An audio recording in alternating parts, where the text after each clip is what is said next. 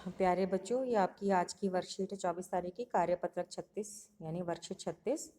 और बेटा इतने दिन से हम वर्कशीट करते आ रहे हैं। आशा करती हूँ कि आपने अपने आप को स्वस्थ रखा हुआ होगा, यानी कोविड-19 से बचने के लिए आप मास्क भी लगाते होंगे और 2 गज की दूरी सोशल डिस्टेंसिंग का पालन भी करते होंगे और घर आकर साबुन से अच्छे से हाथ भी धोते होंगे और यही बात आपने घर के सदस्यों को भी समझाई होगी।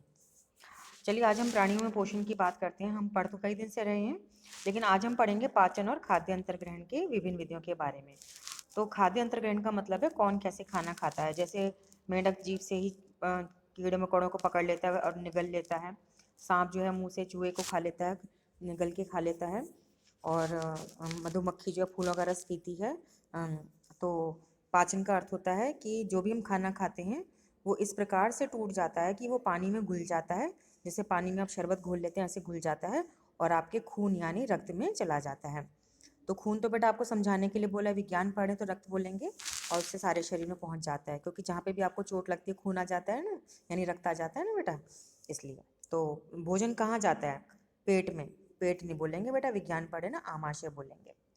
पेट तो आपको समझाने के लिए बोला है, ठीक है बेटा। तो जटिल पदार्थों का सरल पदार्थों में परिवर्तित होना या टूटना विखंडन कहलाता है तथा इस प्रक्रम को पाचन कहते हैं।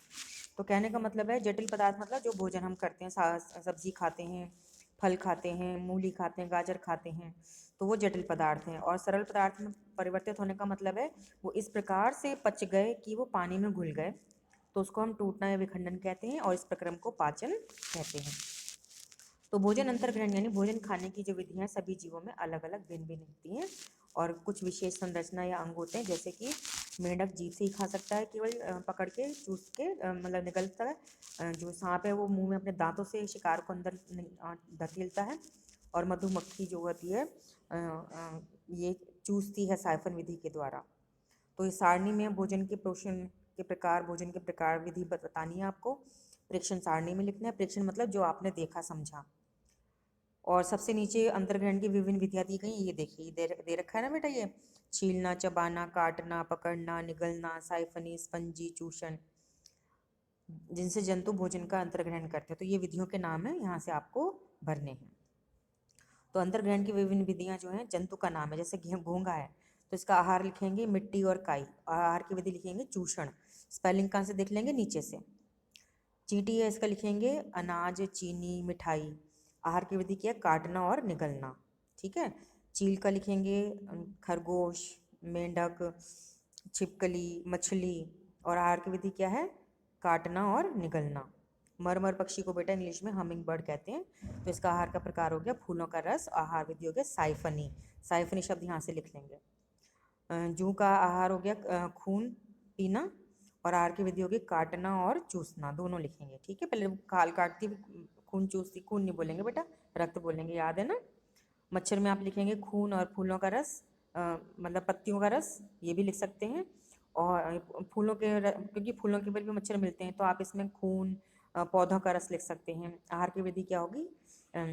काटना और चूसना। अच्छा, फिर साइफनी भी हो जाता है इसमें ना, साइफन विधि भी हो जाती है। तितली में लिखेंगे फूलों का रस और विधि लिखेंगे साइफनी। मक्खी में आप लिखेंगे सड़े हुए भोजन का रस और फलों का रस, और इसमें आहार की विधि लिखेंगे काटना, चूसना और साइफनी, तीनों आ जाते हैं। मेंढक में आप लिखेंगे आहार का प्रकार है कीड़े मकोड़े हो गए, मक्खी हो गई, और आहार की विधि क्या है? पकड़ना तथा निगलना। ये देखिए, पकड़ना तथा निगलना। स्टारफिश, तारा मछली, समुद्र में पाई जाती है, छोटी मछलियों को खाती है। और छोटे छोटे घोंगे जो मिलते हैं समुद्र के अंदर उनको खाती है। तो छोटी मछली, छोटे घोंगे लिख देंगे। आहार की विधि है पकड़ना और निगलना, ठीक है। छिपकली का आहार का प्रकार हो गया मक्खी, मच्छर, कीड़े मकोड़े। आहार की विधि है पकड़ना और निगलना। सांप का लिखेंगे चूहे, छोटे पक्षी आदि। और आहार की विधि हो गई पकड़ना तथा निगलना, ठीक है बेटा।